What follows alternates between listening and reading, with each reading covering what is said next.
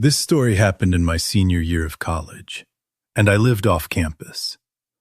I had two roommates in my apartment townhouse thing, Natalie and Katie. Anyway, Katie was out that night doing homework in one of the school buildings, and I was awoken at 3 a.m. when I heard some knocking at the door downstairs. I thought that was weird, considering the hour, but I figured somebody had the wrong place and would realize it and leave. The knocking didn't stop, though, and I lay in bed for a good several minutes thinking, yeah, they'll go away now. They'll go away. They'll get bored. As one might expect, though, I started to grow confused and then kind of freaked out by this person's presence. The knocking turned into banging, and I couldn't ignore it anymore. Honestly, I probably should have just called the police right then. But it was the middle of the night, and I was a little confused, so I headed to the top of the stairs to see Natalie standing near the door, staring at it. Her room was on the bottom floor, so she had just walked up to it. We exchanged a baffled look, because, what the heck? It's 3 a.m. This is weird. Natalie called out and asked them who they were and what they wanted. "We're friends of Katie's," said the voice on the other end, who sounded male and about our age. "We know her boyfriend, and we heard she was feeling down, so we came to surprise her." That was already a weird story because, again, 3 in the morning.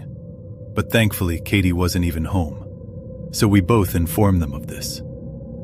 Katie's not here. She's off doing something else. Good, they're going to leave, right? They came here to just see Katie, and she's not here.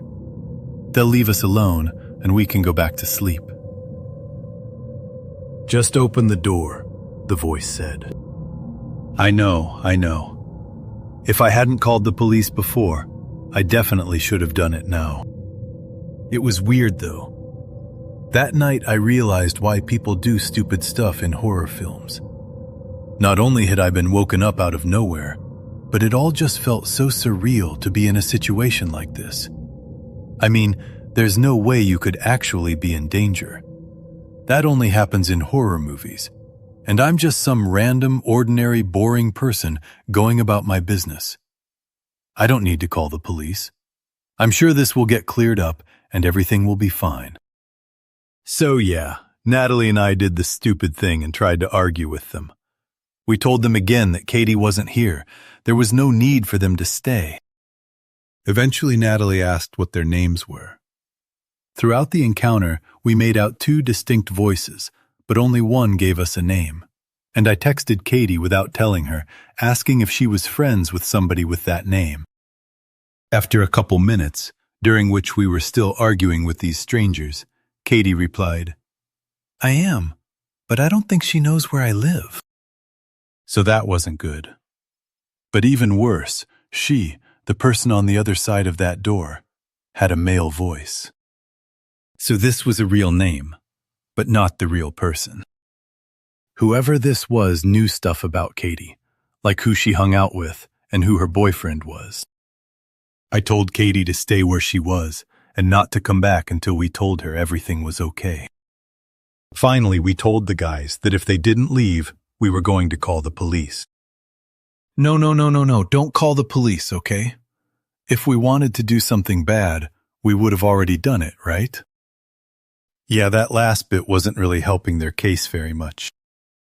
Just open the door, okay? The attempts at reasoning with them basically devolved into them telling us, "Just open the door, just open the door," over and over again, until we finally actually did call the police. We hid in Natalie's room and dialed 911 and explained what was going on. Thankfully, there was a police station close by, so it wouldn't take them long to get here. Unfortunately, I made the mistake of heading back into the living room and yelling through the door that we had called the cops. But contrary to what you might think, that actually didn't seem to scare them at all. Now they seemed only mildly upset and kept arguing. To this day, I can only assume they just didn't believe us or something to that effect. Then we heard one of our neighbors' doors open, and a very pissed off man make the same threat that we did, that he was going to call the police if they didn't stop banging on this door. For whatever reason, that was what caused them to freak out. And then they drove off. The police arrived later, and we told them the whole story. Natalie revealed that a couple of times she had just barely peeked through the blinds of the window close to the front door and noted that there were two guys, but only one of them was ever at the door at any given time. They would switch, with one at the door and the other sitting in the driver's seat of a parked car up front, presumably for getaway purposes. So yeah, that's reassuring. They also hadn't looked drunk, according to Natalie. And they definitely hadn't sounded like they were drunk either. There wasn't much the police could do besides sweep the area a bit. But they told us that if the strangers showed back up, to immediately call, instead of engaging with them at all. One of the officers did give us some self-defense tactics, and told us what kind of household items would be best for self-defense. After making sure everything was okay and reassuring us, they left. We eventually called Katie and told her that the weirdos were gone and that the coast was clear. She arrived and was understandably a bit shaken herself. We sat down and asked her who might have known where she lived. She did know people that had come to the apartment, so some people certainly. But Natalie hadn't recognized the guys outside as any previous visitors.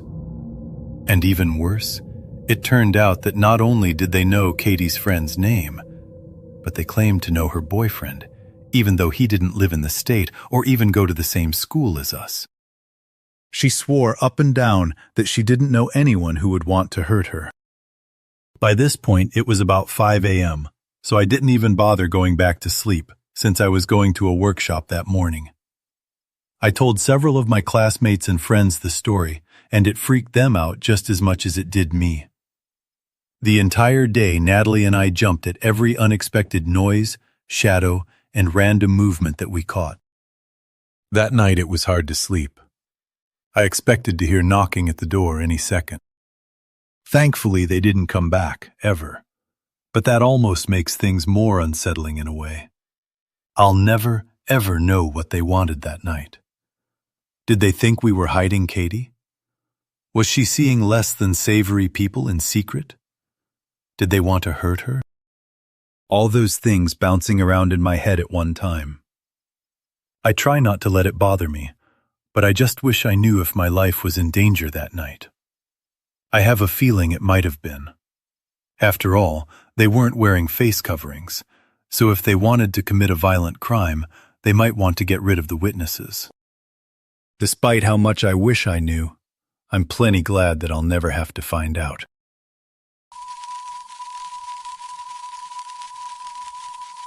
This story happened to me about 10 years ago, and at the time I was a 14-year-old male and enrolled in high school. My mom worked at a nearby apartment complex as a manager, so she'd pick me up from school at about 2:40 and bring me home, instead of having to ride the bus for hours. It's a completely typical day for me. She picks me up from school and brings me home, but not more than 10 minutes after I'm back, a black car pulls up in the driveway and I hear a hard knock on the door. I look through the glass on the front door, and I can clearly see a man wearing a hoodie in the summer, laying on the ground in front of my door. I guess he assumed he was completely obscured, because my mom had a wreath on the door, and the space between the window and the bottom of the door was wide enough that someone could probably assume that I couldn't see them. Well, I saw him. I ran and grabbed the house phone and called the police from the kitchen where I could see the car. I had a machete. I was a teenager that thought swords and stuff were cool, so don't judge me. I waited around the corner of the door while still on the phone with the police. At this point, the man knocks again, so I took matters into my own hands. I yell as loud as I can, "Leave now or I'll kill you." I had a pretty deep voice for my age, thanks to puberty hitting me like a ton of bricks, so I guess he thought I was a full-grown man, because this dude got up and hauled ass like an Olympic sprinter or something. After about 5 minutes, the police get to my house. But we didn't have any cameras or anything there, so there's nothing to go off of in order to pursue this person. The cops pretty much just tell me that I handled the situation well, and they explain the laws of self-defense to me as well. I've looked back on this over the years, and I think this man most certainly wanted to rob us. What's most creepy about this to me is that he most likely scoped us out, saw that we were just a teenage boy and a single mother, went through the trouble of learning our routines, and waited for what he thought was the ideal moment to rob us. We bought a handgun because of this, so I never really lost any sleep, because I knew if he came back, that I had a surprise for him too.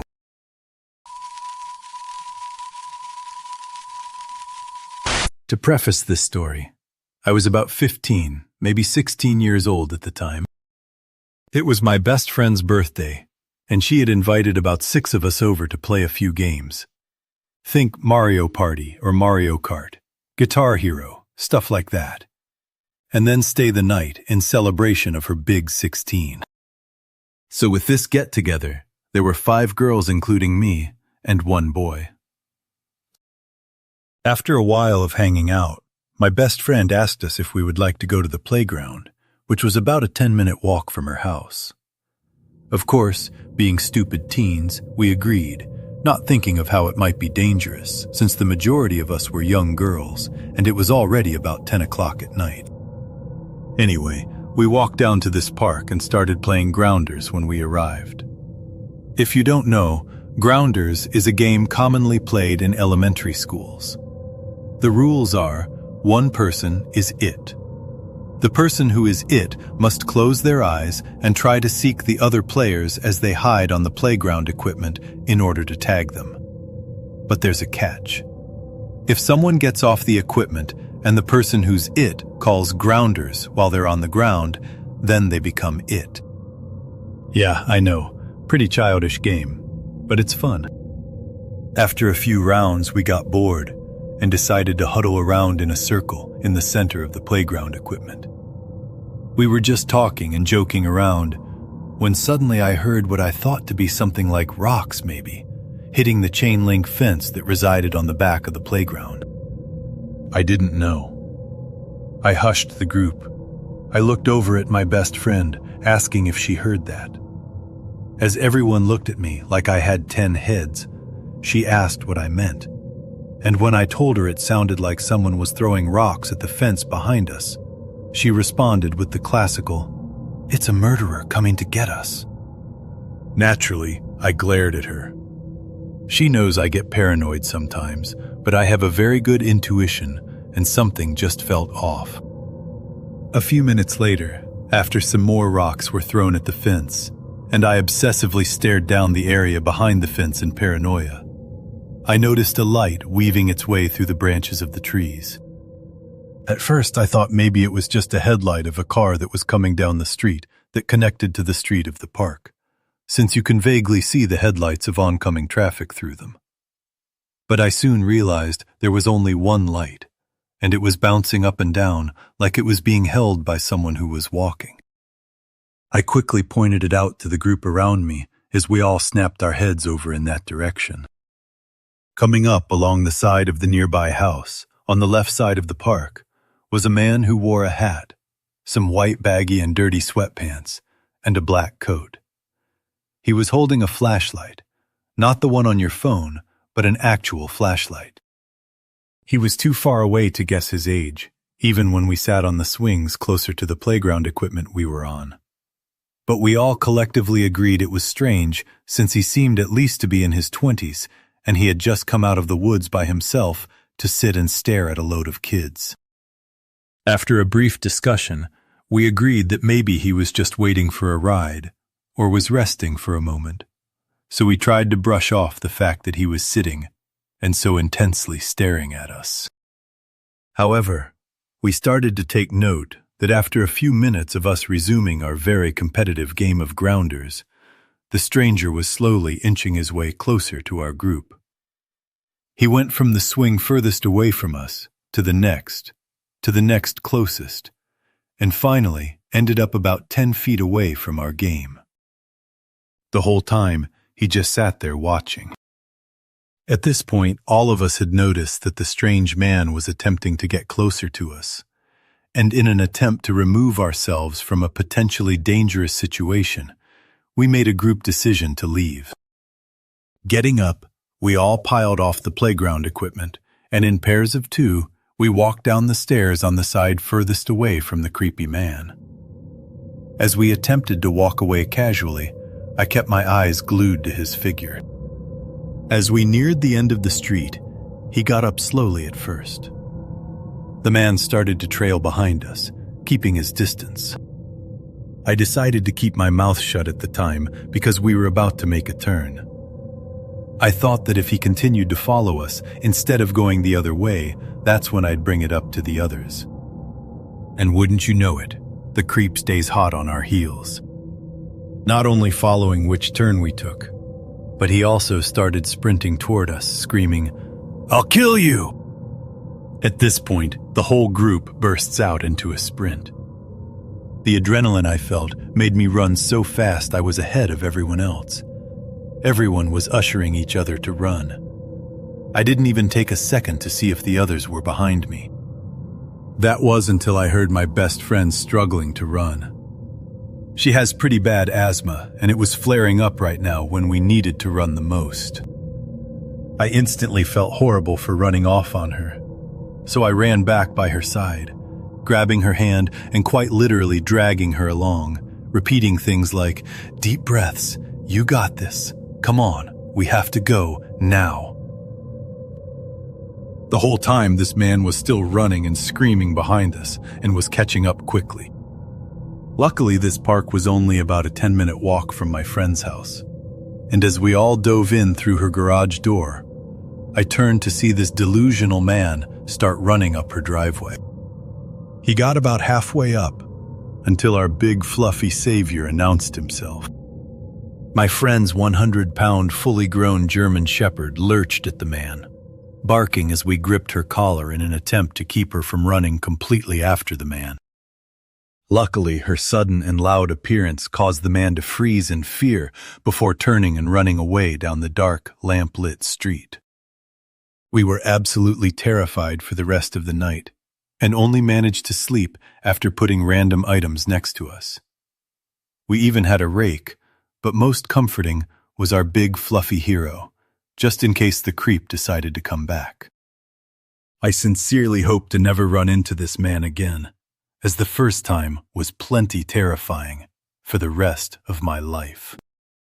And please believe I'll keep all games of Grounders to daytime hours from now on.